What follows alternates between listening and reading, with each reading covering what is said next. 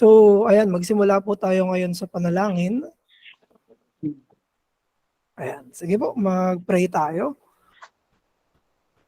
So, let's pray. Ama namin, maraming salamat po sa time for study para po makapag-aral kami patungkol po sa buhay, specific na panahon na situation sa buhay ni Daniel. Tinihiling po namin, Ama, na sana po igabayan niyo kami dito sa pag-aaral namin at may mga maging pagkain kami ngayon spiritual dahil lahat po nanggagaling sa bibig ninyo ng mga salita ay tinapay para sa mga kaluluwa namin. Maraming salamat po, Diyos Ama.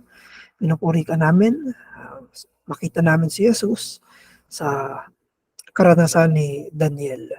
Nihiling namin ito sa pangalan ng Panginoong Jesus. Amen. Salamat. Sige po, magsisimula tayo ngayon sa study natin. Ang topic natin ay 12 ways Daniel in the den foreshadows Jesus Christ. Pero gusto kong sabihin na hindi original sa akin to. So, pwede niyo siyang i-search. Kinuha ko to sa article ni, ilagay ko dito sa chat box, ni David Schrack. Ayan. So, sa kanya galing yan, yung comparison ng karanasan ni Daniel at ng Panginoong Jesus. But let us begin doon sa isang New Testament passage. So, tignan natin ang isang passage sa New Testament and then saka tayo didiretso doon sa mismong pag-aaral natin. So, ito yung sinabi sa Luke chapter 24, verse 44 hanggang 47. Ito yung tinatawag nating encounter ng mga disciples sa resurrected Jesus. So, nabuhay na muli ang Panginoong Jesus. Sumama siya doon sa mga disciples niya pero hindi siya nakilala. At nung naglalakad sila sa daan na ang pangalan ay Emmaus, ito yung mga nangyari doon. So basahin natin Luke chapter 24 verses 44 hanggang 47. Then he said, si Jesus yan, then Jesus said to them, "These are my words that I spoke to you while I was still with you, that everything written about me in the law of Moses and the prophets and the Psalms must be fulfilled." So nung binanggit ni Jesus yan na law of Moses, tungkol yan sa Pentateuch, first 5 books ng Bible. Nung sinabi ng Panginoong Jesus na prophets, summary yan ng mga sulat ng mga prophets. Nung sinabi ng Psalm, kasama na dyan yung mga poetic books ng buong Bible. So sinasabi ni Jesus, nung bago siya mamatay, bago pa siya pinako sa krus, ito na yung tinuturo niya sa kanila, na lahat daw ng buong Old Testament ay tungkol kanino? Tungkol kay Jesus. So sabi ni Jesus, all of the Old Testament scripture is about me. At hindi niya to tinuro after resurrection, tinuro niya daw ito sa kanila even dati pa. Nung simula pa lang sila na nag-ministry, ito na ang main point ni Jesus, that the Bible is about Him. Tuloy natin. Sabi dito sa text natin, then Jesus opened their minds to understand the scriptures and said to them, "Thus it is written that the Christ should suffer and on the third day rise from the dead, and that repentance and forgiveness of sins should be proclaimed in His name to all the nations, beginning from Jerusalem." So, maganda ito pag naghahanap tayo ng passage na magpapatunay na lahat ng buong Bible ay patungkol kay Jesus. Ito yung isang text na pwede nating mabalik-balikan. Luke 24:44 to 47. Sabi ni Jesus, lahat ng Old Testament ay tungkol sa atin. tungkol sa akin, sabi ni Jesus. And ibig sabihin, lahat ng mga tinatawag namin prefiguration, lahat ng tinatawag na foreshadowing, lahat ng tinatawag na mga patterns, it's all about Jesus Christ. So of course, may mga iba't ibang application yan. Maraming mga principles at truths na makukuha tayo sa lahat ng mga narratives at stories at mga events sa Old Testament. Pero ultimately, tungkol sila kay Jesus at secondarily, ito patungkol sa atin. So, pwede natin pag-usapan yan sa discussion kung paano yung dynamics pag nag-interpret tayo ng Old Testament. Pero ang focus natin ngayon is si Daniel sa den. Kasi nung sinerch ko ito, nung nasa event na nasa pinatapon si Daniel sa Lion's Den, matanda na siya nito. Halos 60 to 80 years old. If I'm not mistaken. Nagsimula yung Book of Daniel sa chapter 1, chapter 2. Teenager pa lang si Daniel. Actually, ito yung material ko na gagamitin sa darating na youth camp. So, ito yung isa sa mga gagamitin kong material para ituro yung theme na Dare to be Daniel. Kasi yung tema ay hinahamon na parang maging si Daniel. Of course, may mga makukuha talaga tayo doon na challenges. So we can imitate Daniel. Pero at the end of the day, si Daniel ay isang foreshadowing ni Jesus. At si Daniel sa den, makikita natin, ay may 12 pagkakapareho sila ng Panginoong Jesus. Of course, ang shadow ay si Daniel. So, yung pinaka event mismo ng sa time na to ni Daniel, si King Darius, mataas na yung posisyon ni Daniel at mayroong mga naiinggit sa kanya at yung mga naiinggit sa kanya ay gumawa ng plano at ang pinagplanuhan nila na mahuli si Daniel, matanggal siya sa posisyon kasi naiinggit sila kasi sa mga matataas na posisyon na yon, si Daniel pa rin yung angat. Si Daniel pa rin yung masasabi natin na competent sa trabaho niya. Kaya marami naiinggit sa kanya at dahil marami naiinggit sa kanya, gusto siyang patumbahin. At gumawa sila ng mga plano. At isa sa mga plano nila is sinabihan nila yung hari, si Darius, na for a specific span of days, specific time, walang ibang pwedeng sambahin na Diyos yung mga nakapalibot sa buong nasa loob ng buong Babylon. Ang dapat lang nilang sambahin ay yung hari ng Babylon, si Darius. At nag-agree siya, tinatakan niya ito ng kanyang signet ring, nahuli nila si Daniel na nananalangin. Pinapatunayan niya yung prayer is worship. Nung sinabing bawal sumamba, nakita nilang nananalangin, alam na agad nila that is worship. Prayer is worship. At nung nananalangin si Daniel, hinuli nila, pero yung puso ng hari malapit kay Daniel kasi napaka-husay niya at napaka-virtuous niya na isang klase ng subordinate ng hari.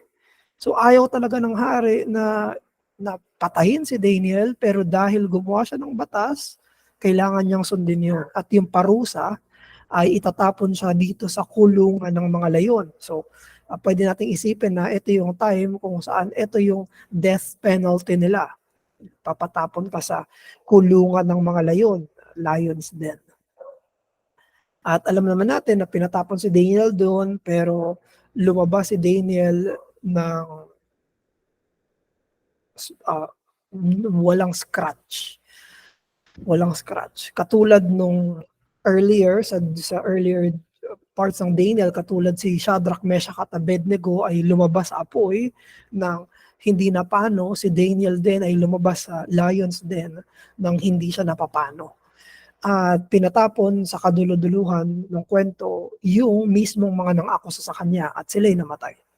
So, ano lang yan, very short summary lang nung kwento kung saan natin hahanguin yung comparison ni Jesus at ni Daniel dito sa lions den. So, 12 to. There are 12. So, isa-isahin natin siya. Foreshadowing number 1. Daniel is a son of Judah, a royal son, whose superior wisdom and excellent spirit set him apart from his peers. Iyan si Daniel. Anak siya ni Judah, galing siya sa lineage ng mga royalties. Napakatalino niya, napakahusay niya, naangat siya sa iba niyang mga kasamahan. Ganon din si Jesus. Si Jesus is a son of Judah. He is also a royal son, whose superior wisdom and excellent spirit set him apart from his peers. Nakita natin yan hindi natin nakita yung teenage years mismo ni Jesus, pero nakita natin siya hanggang 12 years old. At sa 12 years old ni Jesus, sinabi sa atin ni Luke. Sabi ni Luke na he grew in wisdom and stature before God and before men. Iba siya. 12 years old pa lang si Jesus, nakikipagsabayan na siya sa mga teachers of the law. Di ba? Yung nawala si Jesus. Nag-aalala na si Jose sa si Maria, pero nung binalikan nila dun sa pista, nandun pala si Jesus sa templo. At anong ginagawa ni Jesus sa templo? Nakikipagtalakayan siya, nagtatanong siya dun sa mga teachers of the law. At yung mga teachers of the law, namamangha sa 12 years old. Isipin nyo, ginugol nila yung buong buhay nila sa mga pag-aaral at pagsasaliksik. Tapos may 12 years old silang kausap at nakikipagtalakayan sa kanila. Ito yung unang foreshadowing ni Jesus kay Daniel. Yung teenage Daniel ay excellent, pero si Jesus, he is more excellent. Now, foreshadowing number 2. Si Daniel, he is presented as the chief ruler of Babylon. Chief ruler of Babylon. One whose appointment angers his contemporaries because of their envy of him. Actually, nung before itong lions din, nung i-interpret niya yung panaginip ng isang previous king ng Babylon, may dalawang panaginip siya in-interpret eh. Si Nebuchadnezzar yung una, pero itong sinasabi ko ay pangalawang king. Nung in-interpret niya yung pangalawang king, anak ni Nebuchadnezzar, gusto siyang gawing pangatlo sa pinakamataas. Pero tinanggihan lang yun ni Daniel. So, napakataas, isa siya sa mga chief ruler, si Daniel. At dahil sa kataasan niya at kahusayan niya, maraming mga naiinggit sa kanya ng mga contemporaries niya. Now, Jesus is like that. Jesus is the King of the Jews, one whose claim to the throne angers his contemporaries, mga chief of priests because of envy. Diba, yan naman ang dahilan kung bakit inis na inis itong mga chief priests kay Jesus, kasi naiinggit sila kasi lahat ng tao pupunta sa kanya, siya ang sinusundan. Ang isang dahilan lang talaga kung ba't di nila kaagad napatay si Jesus ay dahil takot sila sa tao. So yung inggit nito mga Pharisees talagang namumuo, kaya nilalabanan nila ang Panginoong Jesus. Imagine na inggit ka sa Panginoong Jesus. Foreshadowing number 3, pangatlo. Daniel is a willing sacrifice, not a hapless victim of an evil plot to put him to death. Daniel chapter 6, verse 10. Itong si Daniel, isa to sa mga curious thing at isa to sa mga madalas na pinagdidiskusyonan at pinag-uusapan. Kasi nung pinablicize yung batas na walang ibang pwedeng sambahin ng mga Diyos, nakabukas pa yung bintana niya, nakabukas pa yung pinto niya at nanalangin siya. Yun yung nagiging source of discussion. Pero doon natin makikita na hindi siya isang hapless victim. Siya isang willing sacrifice. Pinakita niya talaga na sasambahin niya yung Diyos, ano man yung mangyari. mananalangin sa Diyos, ipagbawal man nila o hindi. Ganon si Jesus. Si Jesus din ay isang willing sacrifice. Jesus is not a victim of the cross, of an evil plot to put him to death. Nung pinapako nila si Jesus sa cross, hindi lang siya isang biktima. Sabi ni Jesus, di ba, sa John chapter 10, I lay down my life of my own accord. Walang kumukuha sa akin ng buhay ko. Ako mismo yung naglalatag ng buhay ko. So even that on the cross, inalay ni Jesus kusa yung buhay niya. Katulad ni Daniel, foreshadowing number 4, pang-apat. Si Daniel ay sinentensyahan ng kamatayan under an unjust Gentile law. Hindi patas ito. Maging yung hari, ayaw niya, di ba? Ganun si Jesus. Si Jesus, nung pinako siya sa cross, pinatay siya under an unjust Gentile law. Alam natin na sobrang daming violations ng mga chief priests, ng mga Pharisees, doon sa trial nila kay Jesus. Gabi siya pinahuli, yung bayaran, yung mga nag-testify sa kanya, at marami pa silang ibang mga batas na binali. It's an unjust na batas kung bakit siya pinako sa krus. Panglima na foreshadowing. The king Darius, though desiring to free Daniel from his sentence, is powerless in the face of others. So he sentences an innocent man to death against his will. Yan yung hari ng Babylon during this time, ayaw niya naman talagang mamatay si Daniel. Pero dahil sa panggigipit at talagang pinipilit ng mga under niya, ng mga nasa authority, namatay. Or rather, pinapapatay si Daniel against his own will. Daniel chapter 6, verse 14. Alam natin, ganoon din yung nangyari kay Jesus. Si Jesus, gusto siyang palayain ni Pontius Pilate. Di ba, pinapili pa nga ni Pontius, sabi pa ni Pontius Pilate, wala akong nakitang krimen sa kanya. Pero pinagpipilitan nila na ipapatay si Jesus, a death penalty. To the point na sabi ni Pontius Pilate, mamili kayo, si Barabbas o si Jesus. Pinakita no na ayaw talagang ni Pilate na makrucify si Jesus. Pero, at the end of the day, naghugas na lang siya ng kamay at hinayaan niya na mamatay. Daniel, that happened to Daniel under the Babylonian king, and that happened to Jesus under the Roman authority. Pang-anim na foreshadowing. Daniel's prayer in the upper room leads to his arrest when his enemies come to spy on him. Alala nyo, nananalangin si Daniel nung pinuntahan siya ng mga naiinggit sa kanya bago siya hulihin. Hindi ba ganun din yung nangyari kay Jesus? Si Jesus, hinuli siya saan? Sa Garden of Gethsemane. Jesus was arrested as he prays in the Garden of Gethsemane, kung saan tinagpo siya ng mga sundalo kasama si Judas.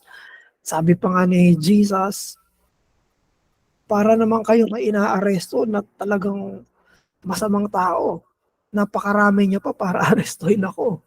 Ito yung panahon na hinalikan siya ni Judas para malaman na siya yung Jesus. Ito yung panahon na tinapyas ni Apostle Peter yung tenga na isang servant at pinagaling ni Jesus. Yun yung panahon na hinuli siya.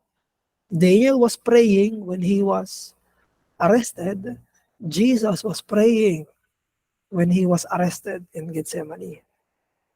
Pangpitong foreshadowing.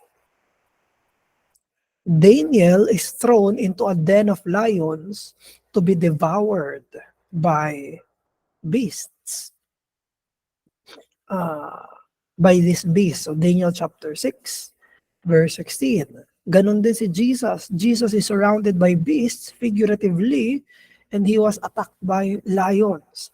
Yung Psalm chapter 22, verse 12 to 21, piniprefigure yan si Jesus na mga hayop yung kasama niya. Of course, piniprefigure nito or in-illustrate nito yung mga masasama. At in-illustrate nito yung mga nagpapapatay sa kanya. At in-illustrate din nito, of course, ang kaaway na si Satanas. He was a roaring lion, seeking whom he may devour. So, literal na mga layon kay Daniel, imagery na layon nung pinapatay si Jesus. Foreshadowing number 8. Ating pang-8. Darius rolls the stone over the mouth of the pit and seals it with his ring. Ganon din nangyari kay Jesus. Nung tinapon si Daniel sa lion's den, sinarado yun ng bato at sinelyuhan yun ng singsing ng hari. Si Jesus din, ganon yung nangyari. Siya ay inilibing doon sa libingan ni Joseph of Arimathea. They rolled over the stone and then Pilate sealed the stone. So maging yung ganong imagery ng burial ng Panginoong Jesus, it was foreshadowed in the lion's den ni Daniel. Number 9. Foreshadowing number 9. Si Daniel is not just saved from death, he is vindicated by God, shutting down the lion's mouth. His salvation is a legal matter that breaks the penalty of the law. Sa batas ng Babylon, na death penalty talaga si Daniel. Pero yung nangyari lang, hindi siya namatay. Hindi siya namatay. He was vindicated. Ang pagliligtas na ginawa ng Diyos kay Daniel ay hindi siya pumasok sa lion's den. Ang ginawa ng Diyos sa pagliligtas kay Daniel ay habang nasa lion's den siya, ay tinikom niya yung bibig ng mga layon. Kaya yung salvation ni Daniel, in this sense, it breaks the penalty of the law. Totoong binayaran ni Daniel yung sala habang nandun siya sa lion's den. Kaya hindi na siya pwedeng parusahan ulit kasi binayaran niya na yung sala niya. Jesus is likewise. Jesus is saved from death. Hindi tumakas sa kamatayan si Jesus. Hindi niligtas ng Diyos si Jesus na hindi siya pinako sa cross. Yung pagliligtas ng Diyos kay Jesus is a vindication. The resurrection of Jesus is a matter of legal vindication. Jesus' death breaks the power of the law. Katulad nung paglabas ni Daniel doon, bayad na, tapos na, hindi na pwedeng pagbayaran, ganun din ang Panginoong Jesus. His death breaks the power of the law because it's paid. Foreshadowing number 10. Itong pang-10, when Daniel is raised from the pit, his enemies are thrown into the same place and devoured by lions. Yung mismong pinagtapunan kay Daniel, doon itinapon yung mga kaaway niya at kinain sila ng lions. Sinabi doon, they were devoured and their bones were broken. Ganon din kay Jesus. Sa pamamagitan ng kamatayan at resurrection ni Jesus, He has disarmed and put to shame His enemies. Yung mismong kamatayan ni Jesus ang tutatalo sa lahat ng kaaway. Sa mga sa mga hindi mananampalataya, sa mga demonyo, maging sa kamatayan. Di ba? The death of death and the death of Christ. Maging si Satanas, tinalo niya si Satanas sa pamamagitan ng kamatayan niya. At lahat ng mga hindi mananampalataya sa kanya. Ganon niya tinalo yung mga kaaway niya. Foreshadowing number 11, pang-11. Lahat ng mga boto ng mga kaaway ni Daniel, they were broken to pieces. That is a fate that would have happened to Daniel if God had not intervened. Thus, Daniel's bone, like a Passover lamb, were spared. Dapat yung mga boto ni Daniel ay mababasag-basag doon. Pero hindi. Yung kaaway niya, sila ang nabasag-basag ang boto nila. Ganon din si Jesus. Yan yung pinrophesy sa Old Testament na na-fulfill sa New Testament. Jesus was crucified in the grave, but his bones are not broken. He is the true Passover lamb. Foreshadowing number 12. Ito yung last. Nung naligtas si Daniel doon sa pit, doon sa den, it led to the praise and worship of God in Babylon. To everyone who heard the good news sent out by Darius. Daniel chapter 6 verse 25 to 27. Sa sobrang pagpupuri ni Darius, sabi niya, kung sino man ang hindi sasamba sa Diyos ni Daniel, parurusahan. Ganun ka rejoicing si King Darius nung nabuhay nung lumabas si Daniel sa lions den, nagpuri at sinamba yung Diyos sa Babylon. Ganon din, nung si Jesus ay nabuhay na muli sa mga patay, he was raised from the dead, it led to the universal praise of God. Sa Philippians chapter 2, verses 5 hanggang 11. Every knee will bow, every mouth will confess that Jesus Christ is Lord. So, actually, marami tayong pwedeng makita dito ng mga applications. Pero yung pinaka-main applications is that etong si Daniel, yung buhay niya, mula pagkabata, buhay niya hanggang pagtanda, yung buhay niya dito sa Lion's Den, it serves as a pointer to trust and adore the perfect, the better Daniel, the perfect and the spotless Christ. Kaya yung buong buhay ni Daniel yan mula pagkakaroon niya ng exemplary life, sobrang exemplary ng buhay niya, pinoportray nun, pinapakita nun yung Panginoong Hesus. Yung false accusation sa kanya, despite his exemplary life, napakita niya yung Panginoong Hesus. Yung kamatayan at prefiguration ng kamatayan niya at pagkabuhay niya, hindi yun nangyari sa Panginoong Hesukristo. Kaya yun yung sinabi sa Luke chapter 24 na binasa natin kanina. Thus, it is written that the Christ should suffer and on the third day rise from the dead, and that repentance and forgiveness of sins should be proclaimed in his name in all the nations, to all the nations, beginning from Jerusalem. So, hayaan yung, hindi ko na nilagay ito, pero ito yung ibibigay ko na challenge. 3. Ito. Yan. And number 1, kung makikita natin yung sarili natin na hindi katulad ng faithful na si Daniel, kailangan natin makita na there's forgiveness sa ating mga kasalanan through the faithful Jesus Christ. Number 2, pwede nating tularan si Daniel.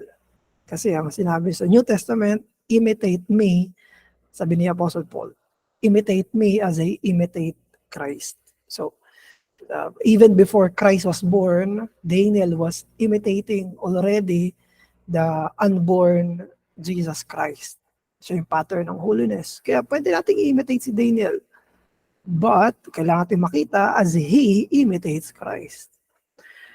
Si Jesus pa rin yung pattern.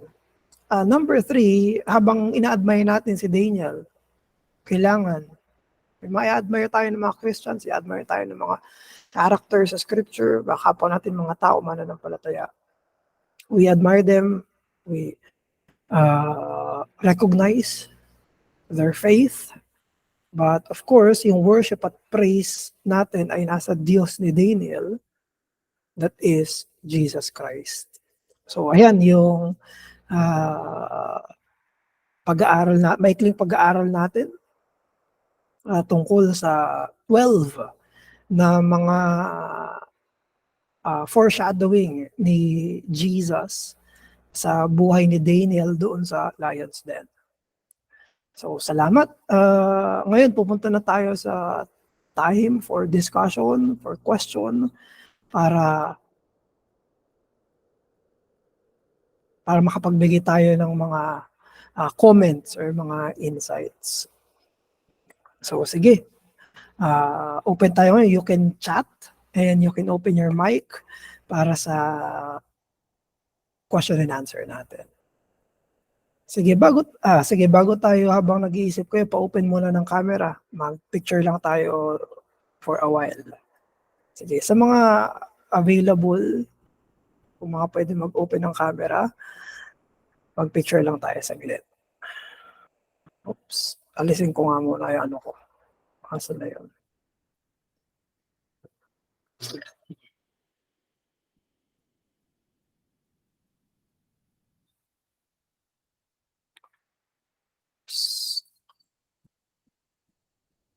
Stop presenting. Okay. Ayan. Akala ko nasa church si John Paul eh. Yung isa may parang brown din eh. Ayan, sige. Okay. 3, 2, 1. Isa pa. 1, 2, 3. Okay. Sige. Thank you. Sa ano tayo ngayon? Discussion. Mga questions. Pwede tayo mag-raise ng hand. Pwede rin na pa-chat.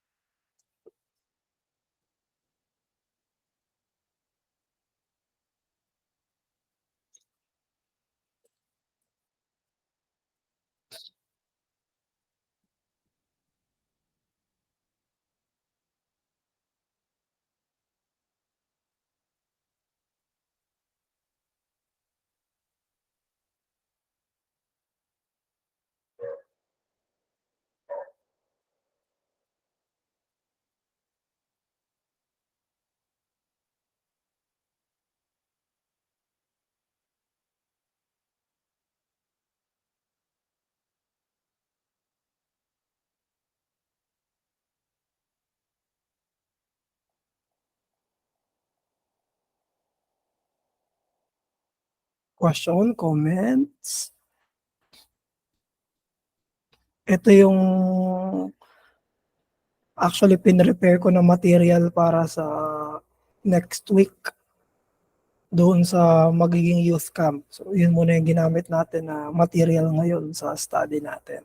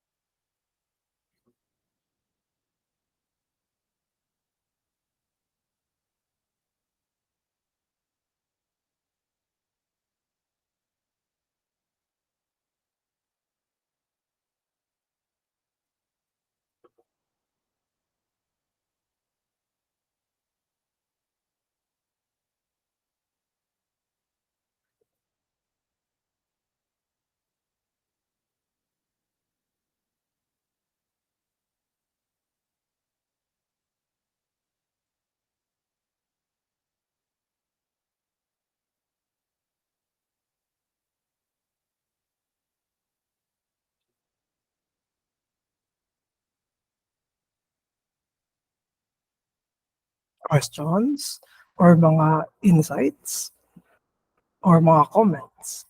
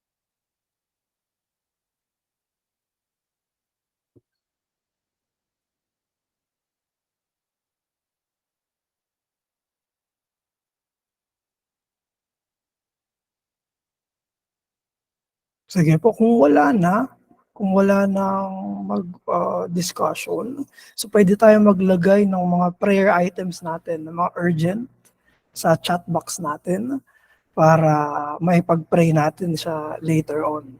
Lalo na yung mga urgent na mga prayer items natin. So, puwede nating ilagay yan sa ah, chat chat natin.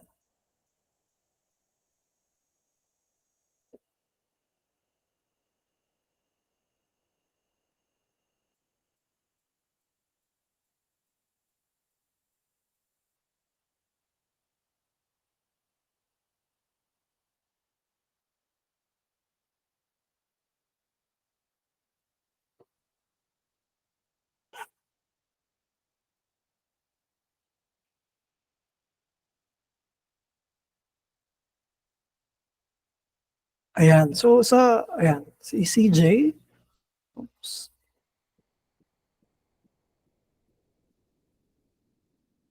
mhm, ah, ah,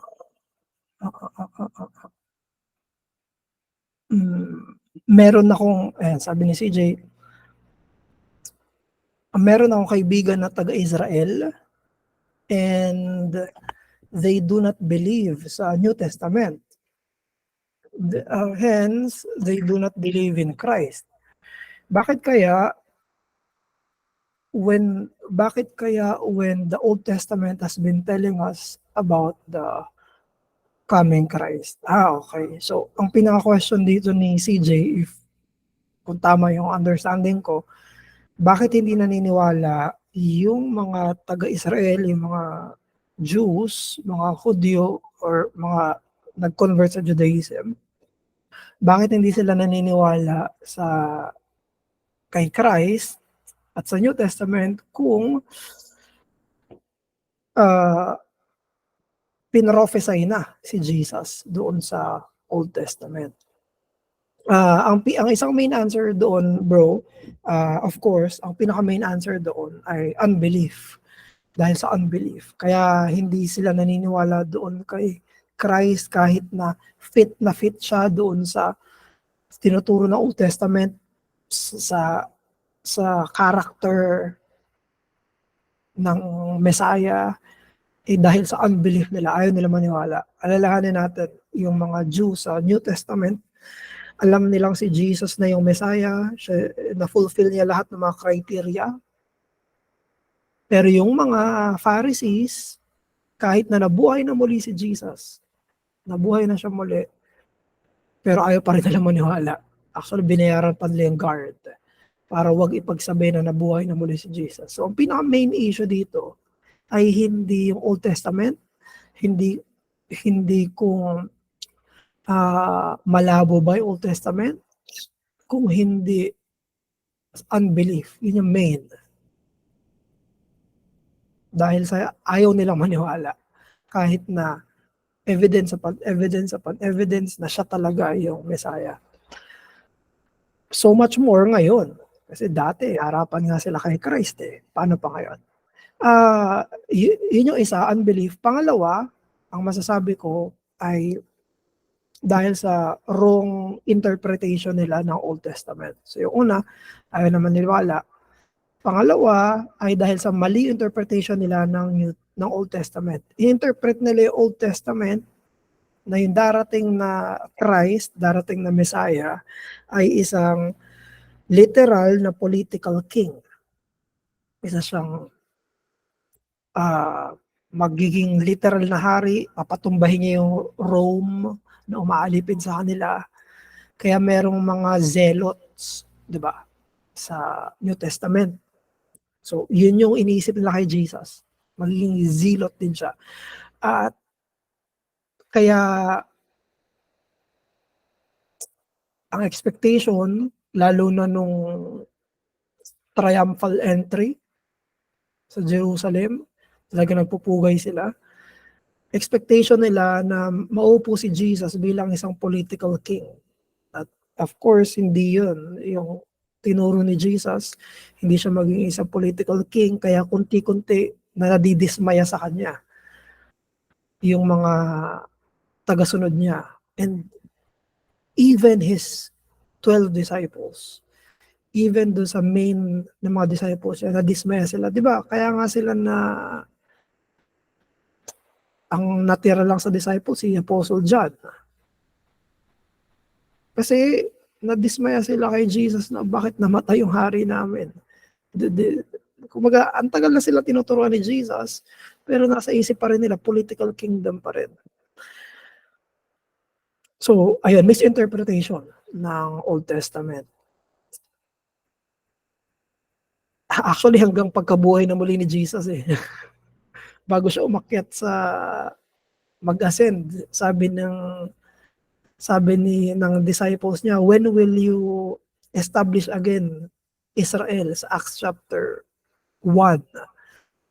So may mga ganun pa rin silang mga baggages na akala nila literal na political kingdom sa panahon na yon itatayo ni Jesus at yung Israel yung magiging nation, top nation above all nations. So baka may follow-up ka doon, CJ. Yun yung dalawa kong answer. Ba't di sila naniniwala? Unbelief, they do not want to believe. At pangalawa, misinterpretation ng Old Testament.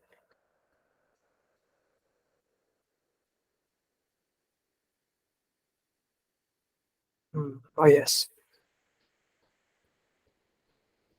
Okay. Si Monica. Uh, may mga early Christians din po ba na namatay sa ganitong uri ng punishment? Feeding ba to the lions? Meron,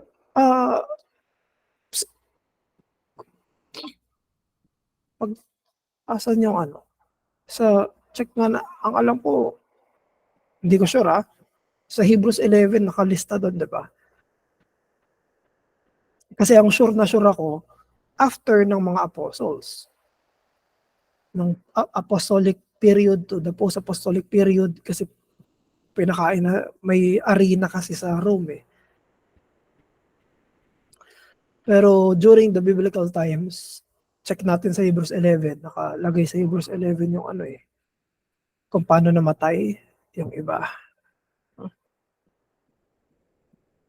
Kasi sa Hebrews 11, hindi na malagay lahat ng mga men of faith. Walang nakalagay na they were fed to lions. Pero after the apostles, apostolic sa post-apostolic, doon may nangyari na feeding sa lions. So, hindi ko sure. Kasi ano ito eh, death penalty ito ng Babylonian Kingdom before. So, yung mga feeding to the lions sa time ng Roman Empire na ano na yon for entertainment purposes na nasa dome na, nasa Colosseum, doon na pinapakain sa mga leon. Pero anyway, follow up doon, Monica.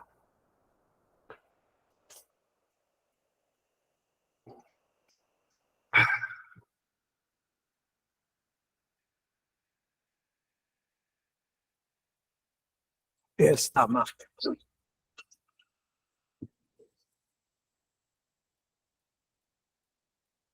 Ayan. Salamat din, Monica, sa question. Basahin ko lang yung comment ni Paul. Very beneficial ito sa akin personally, lalo na yung aral na it is helpful to imitate other believers as they imitate Christ. This lesson sa Daniel is both humbling and illuminating. It teaches me many things. One is, when I am confused how to be Christ-like in different circumstances in my life, Christ is teaching me through the brethren. Ayan. Salamat, Paul, sa question mo. Ayan. So, Deacon Marlon, unahin ko muna yung kay Mama, ha? May kinalaman kasi doon sa na-raise ni Paul. Ayan, hindi ba idolatry kapag inimitate si Daniel? So,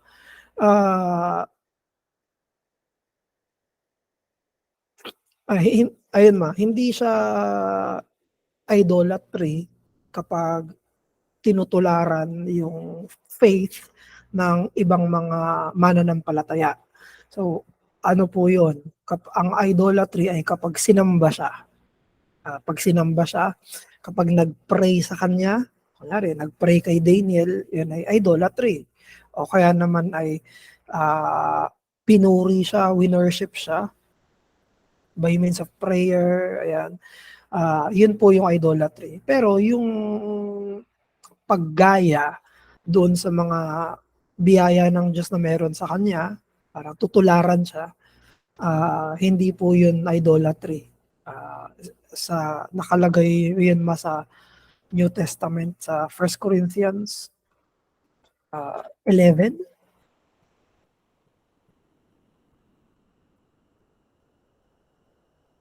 Hanapin ko lang, ma. And 1 Corinthians 11:1. Ito, ma. Ito po.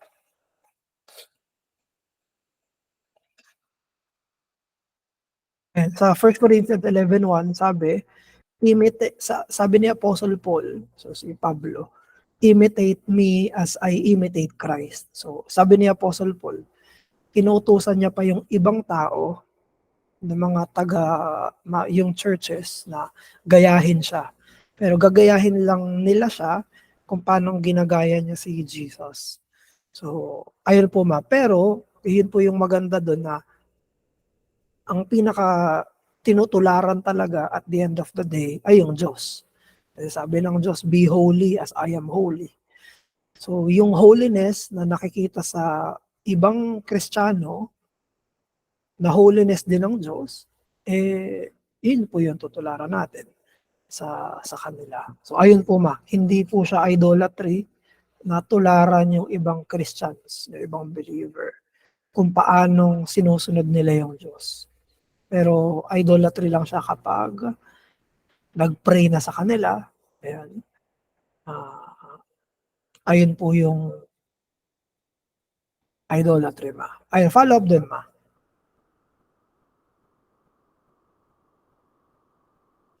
Sa question nyo po, ma.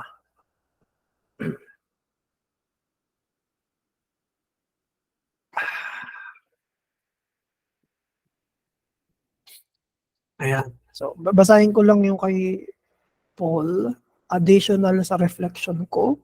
The general providences of God to all people teaches us about the power of God and His sovereignty over all dealings in creation. While the specific providences of God to the people of God is a special care of the Father to all His children. The difference is all providence that are given to God's people are ordinances that will yield holiness. Holiness will then become our happiness. So salamat dito, bro, sa reflection mo sa usapin ng providence. So Deacon Marlon, baka sa question mo or reflection. Question pass. Yung sa nabanggit mo kanina, ang 10 point ata yun o 9, yung sa vindication kay Daniel, nung talagang pinarusahan siya, capital punishment, because yun nga, binayolate niya yung commandment ng king. Pero alam po naman natin na wala talaga siyang pagkakasala Yes. sa batas ng Diyos, but rather batas ng tao yung nangyari. So, Tama. medyo naalala ko doon, pas medyo nalito lang ako kasi parang pinawalang sala siya, pareho ni Christ, or of vindication ba siya ng Diyos na hindi talaga nagkasala Ah, si David in that moment of time. mm. Ayun lang, Yes, kasi clarification. yes, Deacon. Ah, yes. Ang answer doon ay double yes na pinatunayan siya na wala siyang kasalanan sa pamamagitan na pinagdaanan niya yung parusa ng hindi pinagdaanan niya yung parusa at nakalagpas siya doon. Ah, nakasurvive siya doon sa parusa. Ganun siya vinindicate.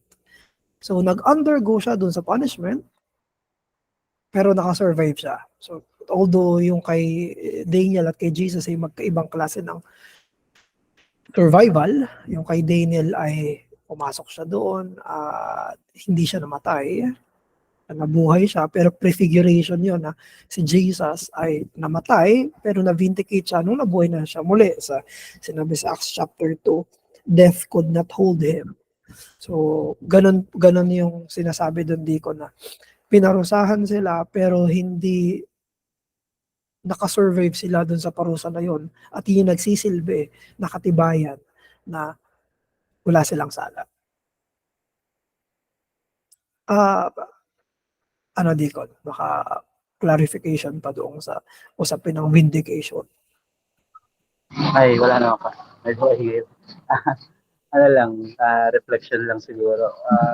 Yun eh, bilang mga Kristiyano, siguro may mga struggles talaga din tayo pagdating sa pagsunod sa batas ng tao at batas ng Diyos. At madalas yung batas ng tao ay kung hindi naman nahaluan ng kasalanan at rooted naman yun sa ginawa ng batas ng Diyos, ay dapat talaga tayong sumunod.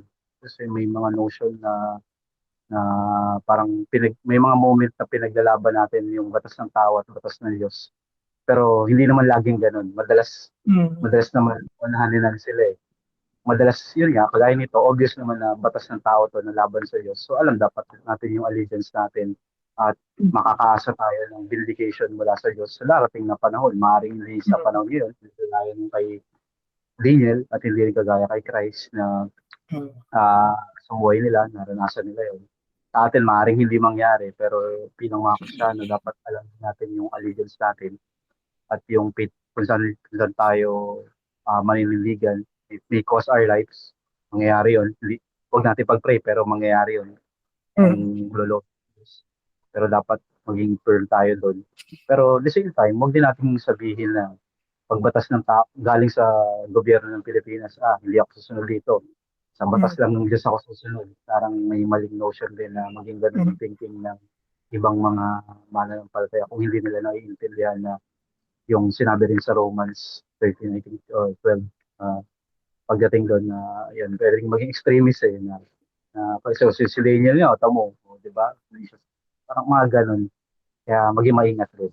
Kaya magkaroon din ng balance na perspective pagdating Discern. doon. Yun lang kasi. Deacon.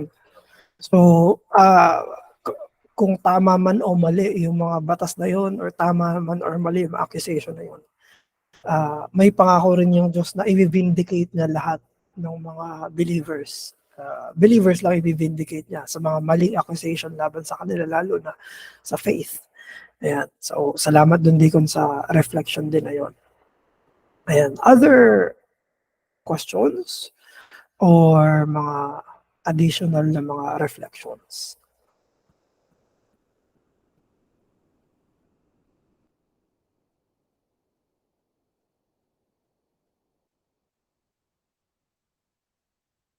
So habang naghihintay tayo, pwede rin tayo magbigay ng mga urgent na mga prayer items natin.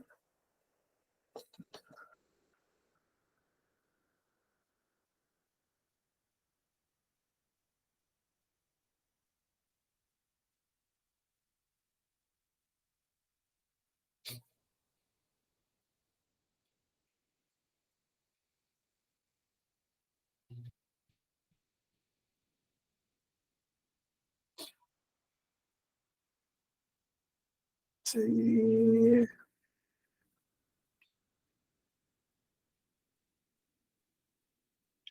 si Darlene. Ayan. Oops.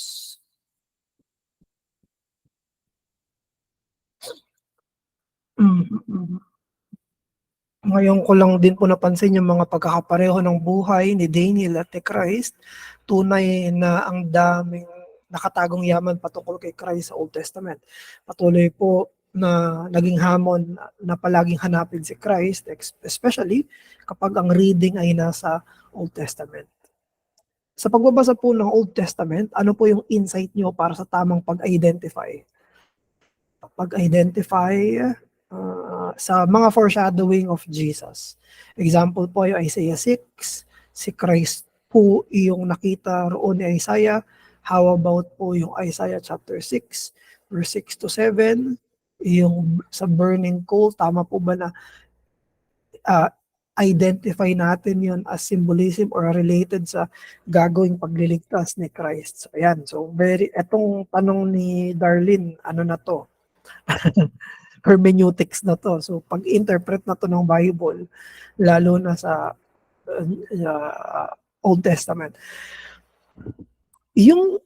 Ito yung pinaka-safe, of course, ang pinaka-safe na interpretation ng Old Testament ay kapag explicit.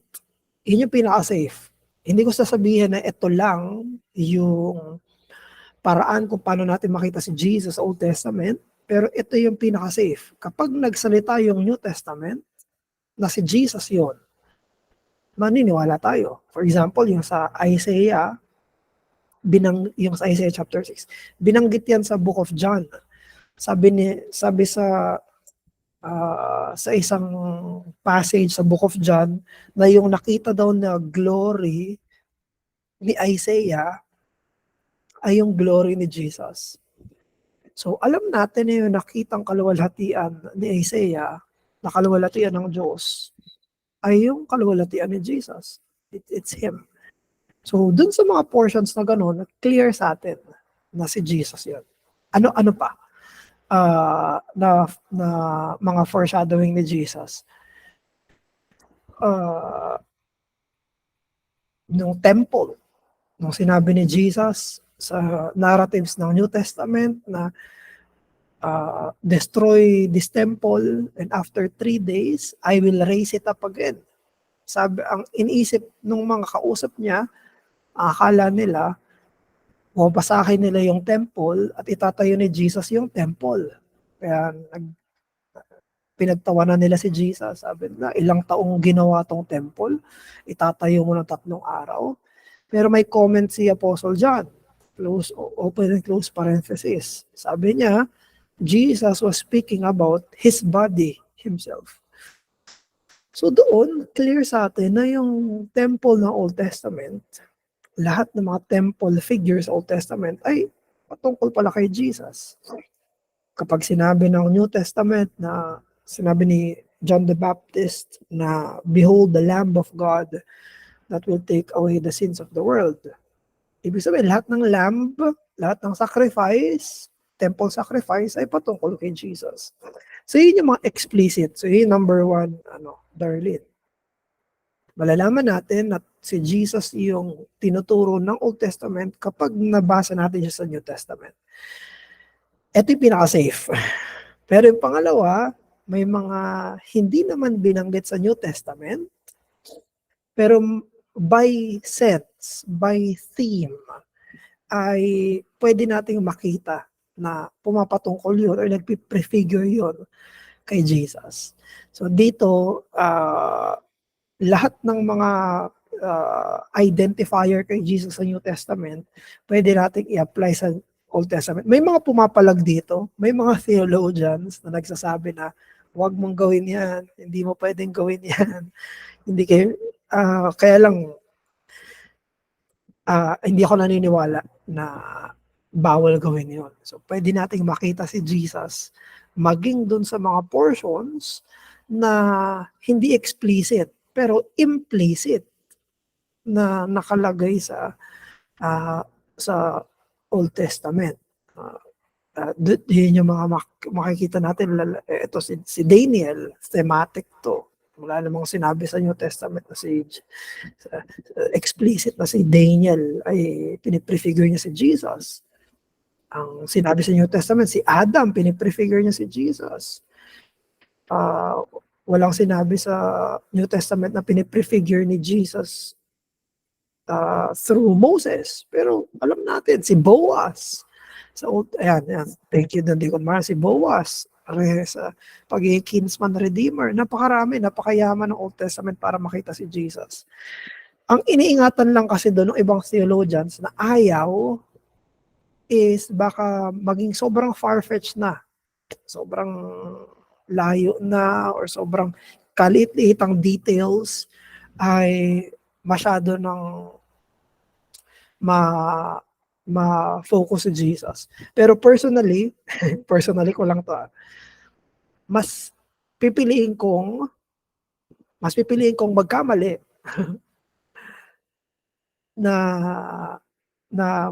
maging far-fetched na tungkol kay Jesus yon na nasa Old Testament kaysa sa mamiss ko yung mga pagtuturo kay Jesus doon sa Old Testament. So, etong personal ko lang siya na take. Pero hindi ko sinasabi na pwedeng magka-error doon. Pero kung magkaka-error tayo, why not? na makita na natin si Jesus doon. So, isa sa mga questions ko eh. For example, sa Book of Psalms. Buong Psalms ay tungkol kay Jesus. Totoo naman yun. Pero, paano yung mga confession of sin sa Psalms? Of course, automatic na yun. Alam na natin, ginagay tayo ng New Testament. Sinless si Jesus. Therefore, yung pag-confess ng sins ay hindi tungkol kay Jesus. Pero lahat ng mga righteousness doon, lahat ng mga blessed is the man who meditates the word day and night. Siya yun. Siya yung blessed man. Si Jesus yun. Sa kahit hindi chapter 2 lang ng Psalms ang tungkol kay Jesus, maging chapter 1 ng Psalms ay tungkol din kay Jesus. So, ayun, ganun ko siya titingnan. So, explicit, mga na-mention tayo sa Old Testament, at mga implicit. Also sa implicit, maging maingat lang as recommendation ng maraming mga theologians. So, follow up doon, Darlene.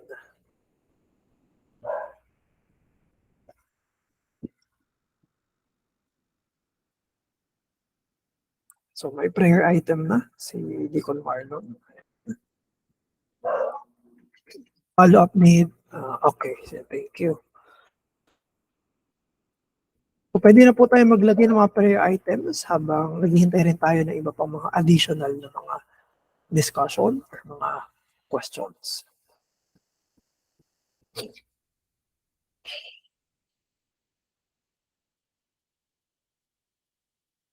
Ayan. Ayan. Thank you, ma. Ayan. Si Marsha rin pag-pray.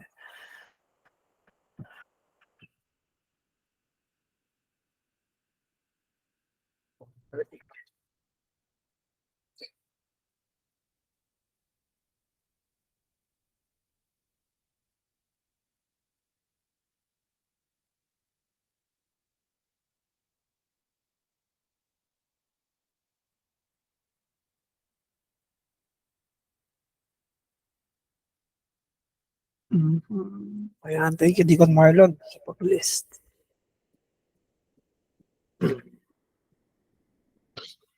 5 minutes. So, after 5 minutes, if wala nang question, ay magdidiretso na tayo sa prayer. Pero kapag may question pa, pwede tayong mag-extend.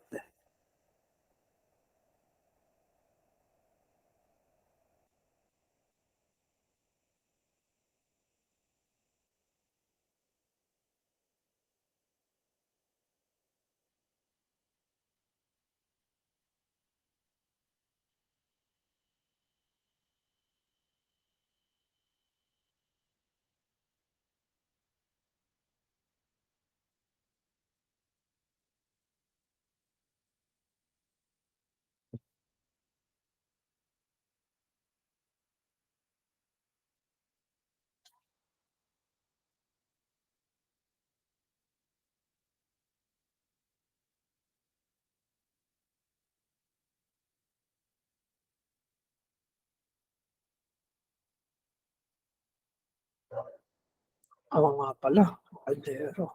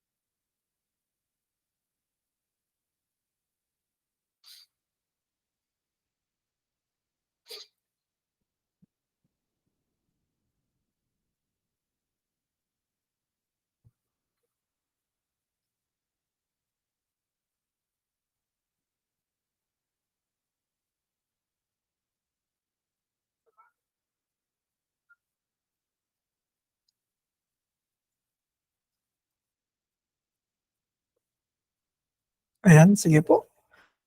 Mag-closing prayer na tayo. Salamat ulit. Mhm. Ayan, thank you.